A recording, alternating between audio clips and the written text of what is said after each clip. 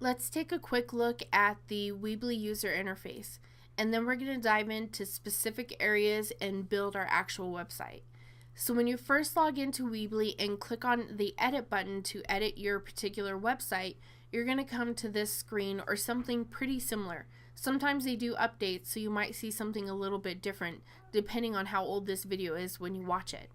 But when we come here, we have a generic page to start with, and then we have our tools gallery on the left.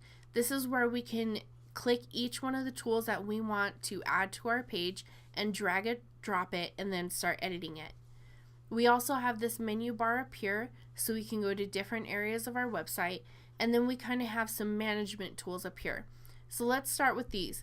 The menu on the far right hand side, if you click on it, you can go back to the page where you can see all the sites that you have associated with your Weebly account.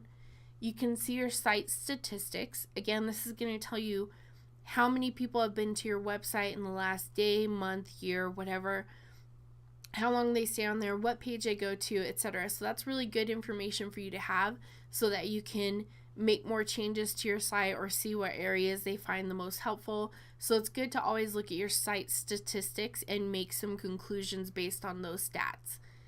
Then we can go to domains, and this is if you have more than one website and they're all in Weebly, you can kind of go manage your domains there. And you can exit the editor, and that's going to take you back to the Weebly account area so that you can kind of manage that stuff. Publish the site means that you can make your changes go live. This site hasn't been published at all yet, so this is going to actually make my site go live. Since I haven't really built anything yet, I'm not going to press that. Then we have our desktop view. What will it look like when somebody's visiting our website from a desktop or, a TV? Well, it should look this way, but when we click on the mobile view, it should look an entirely different way because mobile websites are a lot more condensed. So how is this going to look like on a phone? How is it going to look like on an iPad, etc.? And you will want to change or rearrange or delete some things for the mobile version so that it's a more streamlined version of your site. So for now, we're going to work on the desktop view and we'll just stay there. And then you have the help menu, and it's a little question mark icon, and there are a ton of tutorial videos and help resources in the support site for Weebly, so I highly recommend that. And then you have a site planner, which helps you go through the steps of building a site, and this is really good if you're doing it on your own, so make sure to check that out. Then we have our overall site settings, and we're going to go over this with fine-tooth comb throughout these videos, but this is where it's controlling the entire site. So I don't want my site to be called my site. I want it to be called Jessica Eddington Portfolio. So whatever your site title is, and then we can change a bunch of these other settings, but we'll talk about those in a later video. You can also go to your store page, and this is where you can manage your products and payments and all that good stuff.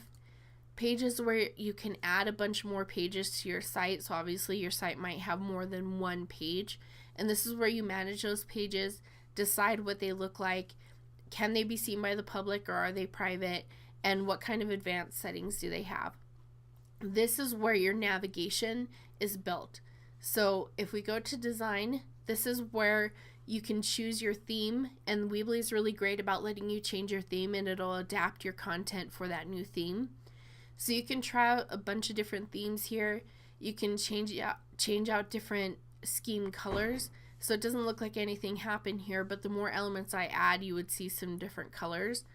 And then you can even do custom HTML and CSS. Most of the time you probably won't know what that is, but if you do HTML and CSS and you know that information, then this is where you can kind of come and customize your website. And then the build is probably where you're going to stay most of the time. In fact, you're probably going to do build and pages the most. You'll build a bunch of your pages, or go to pages, create them, and then come into build, and you'll actually build each page with all of its different elements. Up here is where you can see what package you're using right now for the site, and you can upgrade it if you want to, or you can compare the plans. And if you come here and you realize that there are some features that you can't access because maybe you have a starter or a free plan, then you need to make sure to come here and upgrade your site if it's something you really need. So that's the basics of the Weebly Weebly interface. Sorry about that. Now let's go ahead and start building our actual pages.